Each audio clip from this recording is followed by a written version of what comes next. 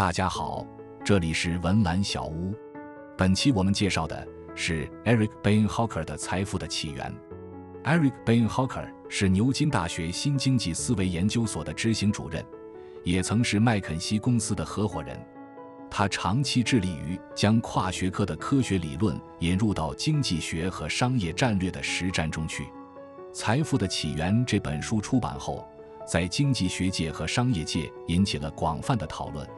传统的经济学通常会教导我们，市场是一个类似于机械钟表的封闭系统，只要给定条件，最终都会走向一种完美的均衡。但在现实世界中，我们看到的却是周期的剧烈波动、金融市场的泡沫，以及各种意想不到的技术创新。这本书明确指出，真实的经济社会并不是一台冰冷的机器，而是一个充满生机的复杂适应系统。它更像是一片不断生长、时刻发生着物竞天择的热带雨林。传统理论无法解释财富为什么会在过去的几百年里呈现出指数级的爆发，也无法给企业和个人在高度不确定的市场中提供清晰的指引。既然旧的地图找不到新的大陆，我们就需要一套全新的框架来理解商业社会运转的规律。让我们翻开这本书，看看在这个远离平衡态的真实世界里，增长的密码到底是什么。1874年，经济学家 Leon Wallace 出版了《纯粹经济学要义》一书。为了让经济学像牛顿力学一样严谨，他引入了物理学中的能量守恒概念，构建了一般均衡理论。从那时起，传统经济学就建立在一个基本假设之上，市场会自动调节，最终走向一个稳定、完美的均衡点。所有的价格波动都被视为偏离均衡的暂时的噪音。然而，现实数据给出了完全不同的答案。1987年10月19日，也就是著名的黑色星期一，美国道琼斯工业平均指数在没有任何重大外部灾难或战争爆发的情况下，单日暴跌 22.6%。如果市场是一台自动走向均衡的机器，这种毫无征兆的系统性崩溃是完全无法解释的。就在同一个年份，布鲁克黑文国家实验室 Brookhaven National Laboratory 的3位物理学家 Per Bok、Chilton 和 Kurt Weisenfeld 提出了一个著名的沙堆模型。想象一下，你在一张桌子上把沙子一粒一粒地往下漏。一开始，沙子会堆积成一个平缓的小沙丘，随着沙粒不断增加，沙丘的坡度变得越来越陡，最终达到一个临界状态。在这个状态下，你再落下一粒沙子，结果将变得完全不可预测。它可能只是安稳地停在表面，也可能引发一场小规模的滑坡，甚至可能引发一场导致整个沙堆崩塌的超级雪崩。科学家们通过计算机模拟发现，这些沙崩的规模和发生频率遵循着严格的密律分布。少量的沙子会引发大量的小滑坡，而极小概率下会出现改变全局的大崩塌。真实的经济社会正是一个处于自组织临界状态的巨大沙堆。数以亿计的消费者、投资者、企业和政策，就像是一粒粒不断落下的沙子，它们之间相互作用、相互影响，让整个系统永远处于远离平衡的动态变化之中。在这样的复杂系统里，微小的变动可能会在相互传导中被不断放大，最终引发一场席卷全球的金融风暴。用静态的均衡公式去预测一个动态失衡的沙堆，注定会陷入刻舟求剑的困境。既然市场是一个永远失衡的沙堆，那么在这个沙堆里，我们拼命追求和积累的财富到底是什么？要回答这个问题，我们需要从热力学第2定律中寻找答案。这一定律指出，在一个封闭系统内，事物总是自发地从有序走向无序，从高度分化走向均匀的混沌。这个无序的程度被称为熵。如果没有外部能量的输入，宏伟的建筑最终会坍塌成废墟，坚硬的钢铁也会氧化成铁锈。宇宙的宿命是顺流而下的熵增，而人类的经济活动却是在逆流而上，不断地创造降低局部熵的秩序。1977年，诺贝尔化学奖得主 Ilya Prigogine 提出，在开放系统中，只要有足够的能量输入，系统就可以通过耗散能量来维持甚至增加自身的秩序。人类社会就是一个巨大的开放系统。我们可以对比一下海滩上的一把石英砂和一块英特尔的微型处理器。在物质构成上，它们的主要成分都是硅。在海滩的沙子里，硅原子的排列是随机的、混乱的，处于高熵状态。而为了制造一块英特尔处理器，人类需要消耗大量能量，将沙子融化，提纯到 99.9999999% 的纯度，再用极紫外光刻机在硅片上雕刻出数以百亿计的晶体管。此时，这块硅片就从无序的沙子变成了高度有序的低熵体。但这还不够，一整块完美结晶的盐内部也有着极高程度的物理秩序，但它并没有多少经济价值。真正的财富必须是适应性秩序。那块微处理器不仅内部排列有序，它还能运行庞大的计算任务，能够处理数据，能够精准适应人类社会对于信息处理的生存与发展需求。因此，从物理学角度看，财富就是人类消耗能量后施加在物质之上的知识。我们衡量一个国家或一个时代的经济增长，不应该仅仅盯着货币发行的规模，而应该去衡量这种能够解决实际问题的适应性秩序到底积累了多少。从无序的泥沙中提炼出高度有序的微处理器，这种适应性秩序的诞生概率在数学上几乎等于0。如果把宇宙中所有的原子打乱重组，它们能够形成的组合方式是一个大到超出人类想象极限的天文数字。在这个被称为设计空间的浩瀚宇宙里，绝大多数的组合都是毫无用处的废铜烂铁或者有毒物质，只有很小的一部分能够组合成一辆自行车、一台冰箱或者一部智能手机。要在这种近乎无限的可能性中精准找到那些能够解决人类需求的组合，单靠随机的碰撞是绝对无法完成的。为了跨越这道概率鸿沟，人类社会需要一套强大的搜寻机制，而市场正是承担了这一重任的演化搜寻器。在市场这个庞大的分布式网络中，每一天都有成千上万的创业者和工程师提出新的产品构想或者服务模式。每一家新成立的公司，每一款推向市场的新产品，本质上都是人类向那个浩瀚的设计空间投出的一个探测器。当这些试探性的商业设计进入现实，市场环境就会用最为直接的方式给出反馈。消费者通过支付钞票对这些设计进行投票。那些能够有效降低局部熵、切实解决实际痛点的探测器就会获得资金、人才和原材料的奖赏，进而在市场中不断复制和扩张。而那些偏离需求、徒增损耗的设计则会在财务枯竭中走向破产和消亡。这个搜寻器不需要任何居高临下的总指挥来制定宏伟蓝图，它完全依靠自下而上的试错机制，不间断地淘汰劣质设计，保留优秀方案。像纽约或东京这样拥有上百亿种独立商品和服务的现代大都市，其背后令人惊叹的繁荣与复杂，正是这台演化搜寻器日夜不息、运转了数百年的必然结果。财富的累积过程，就是这套搜寻算法在人类文明史上的具象化呈现。生物学上的演化机制最早由查尔斯·达尔文提出，但在20世纪70年代，密歇根大学的 John Holland 教授通过严密的数学模型创立了遗传算法。这项研究证明了，演化并不仅仅局限于碳基生物，它本质上是一套普世的通用算法。只要一个系统具备3个基本步骤：变异、选择和放大，演化算法就能自发地运转，从无序中创造出高度的秩序。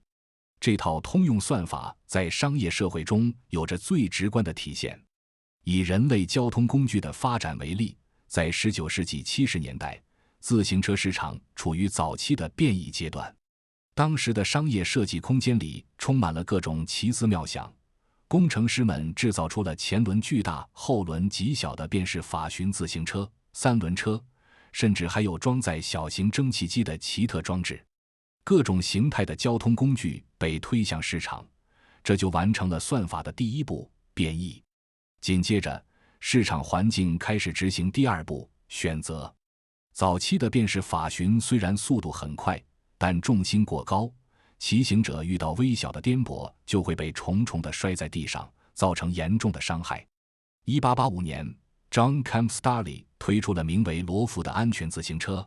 它采用了前后等大的车轮、链条传动以及更低的重心。消费者用手中的钞票作为选票，对这些不同的设计进行了无情的筛选。安全自行车的销量迅速攀升，而那些危险或笨重的设计则遭遇了财务上的失败。最后是算法的第三步放大。由于市场需求激增，工厂开始采用流水线大规模生产安全自行车，将资源、资本和人力迅速集中到这个成功的设计上，导致其他落后的变异逐步退出市场。商业世界的财富增长，正是这台宏大的演化计算机日复一日地运行着变异、选择、放大的算法，在海量的可能性中不断搜寻出更有效方案的过程。演化算法的运转需要坚实的齿轮作为驱动。经济史数据显示，在过去长达250万年的漫长岁月里，人类的人均国内生产总值几乎是一条没有起伏的水平线。但到了大约1750年前后，这条曲线突然以近乎垂直的角度向上飙升，形成了著名的曲棍球棍曲线。传统经济学中单纯的资本积累和劳动投入完全无法解释这种爆炸式的增长。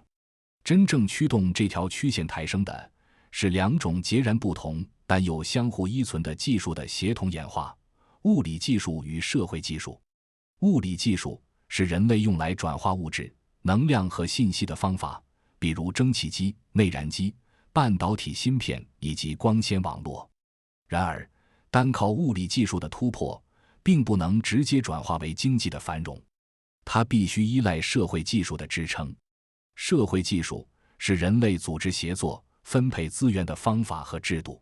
以英国工业革命为例，蒸汽机和铁路等物理技术的出现，极大地扩展了人类改造世界的能力，但这些庞大的工程需要海量的资金支持，远超任何单个家族的承受能力。1856年，英国通过了合股公司法，正是在法律层面上确立了有限责任原则。在这项社会技术诞生之前，商业合作的失败可能会导致投资者倾家荡产甚至入狱。有限责任公司制度的出现，将投资风险精准隔离，使得成千上万互不相识的陌生人可以安全地将资金汇聚在一起。没有有限责任公司、复式记账法以及现代金融系统这些社会技术，蒸汽时代的物理技术就会因为缺乏资本的血液而停滞不前。物理技术降低了生产的阻力，社会技术降低了人类大规模协作的摩擦力。这两种技术就像是一对紧密咬合的齿轮，相互促进，形成了一个正反馈循环，共同构成了财富指数级爆发的底层引擎。有了演化的算法，有了物理技术和社会技术这两个强大的齿轮，抽象的技术依然需要一个具体的载体才能进入市场接受检验。在生物学中，携带遗传信息并接受自然选择的载体是基因，而在经济系统中，这个载体被称为商业设计，它的物理实例化就是我们所看到的企业。商业设计是一套完整的蓝图，它规定了一家企业如何将特定的物理技术与社会技术融合在一起，从而在市场中生存和盈利。我们来看1962年的美国零售业。在那一年，诞生了两家著名的零售企业，一家是开马特 Kmart， 另一家是沃尔玛 Walmart。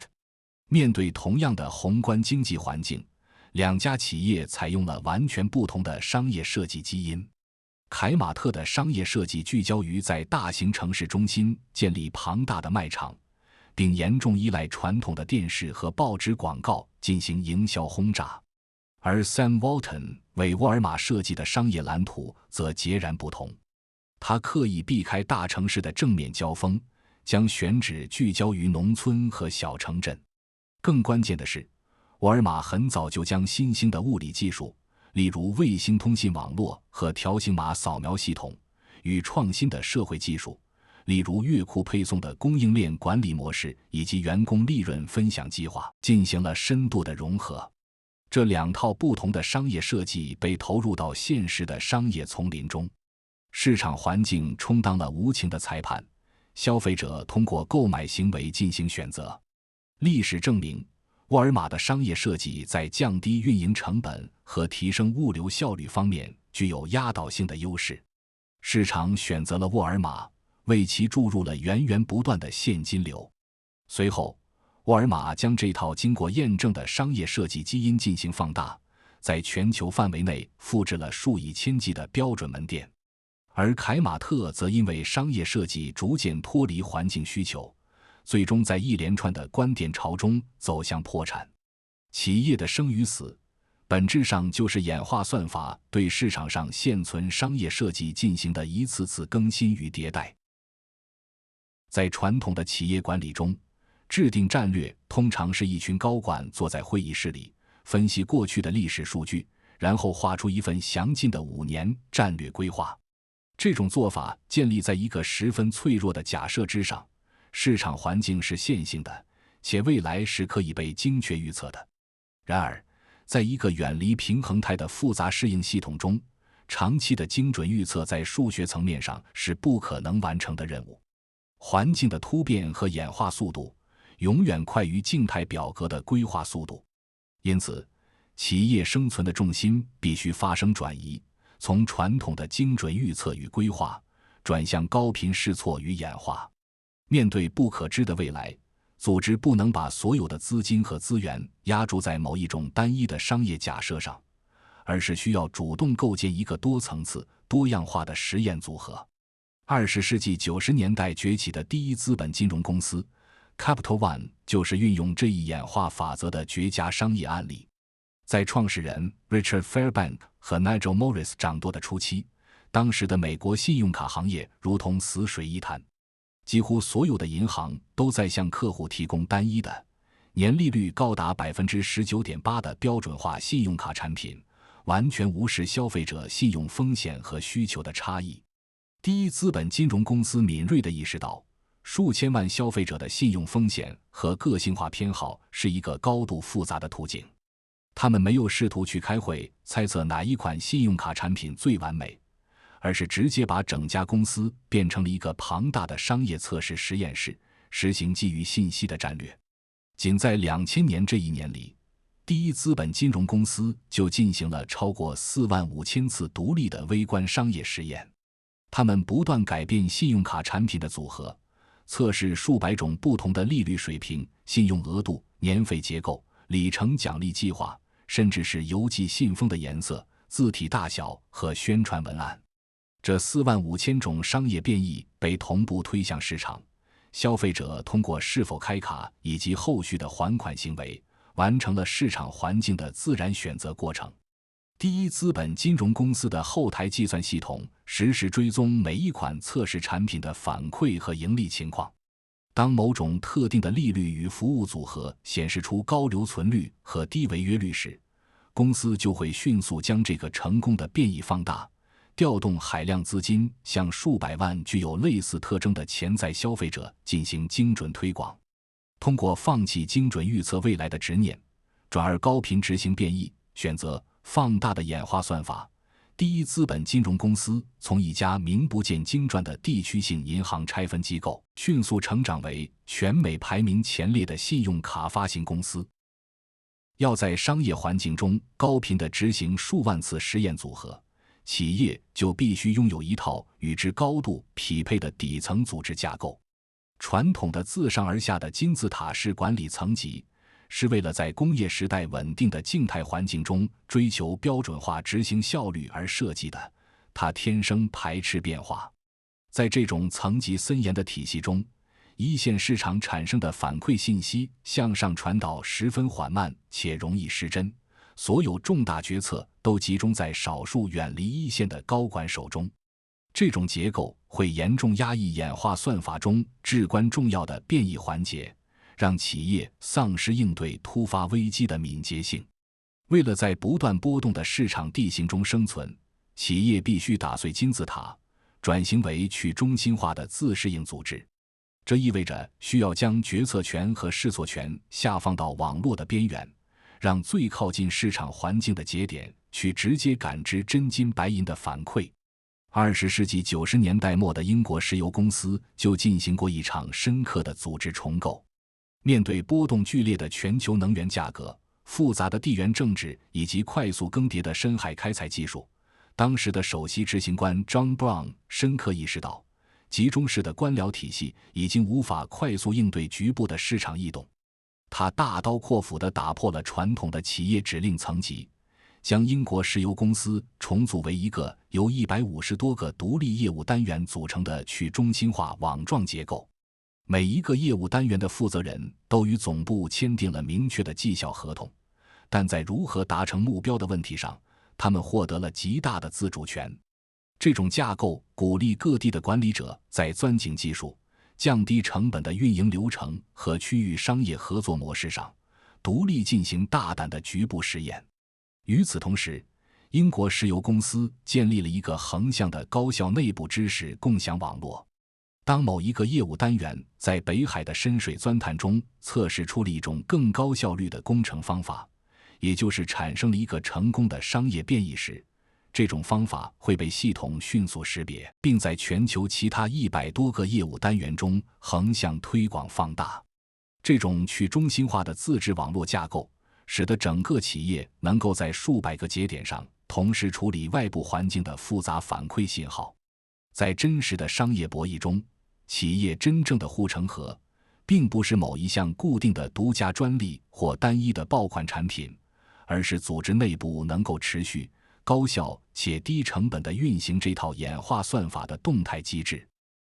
当我们把分析的视角从企业的内部经营转向外部的宏观资本配置，这套复杂适应系统理论为我们重新审视金融市场和投资逻辑提供了全新的坐标系。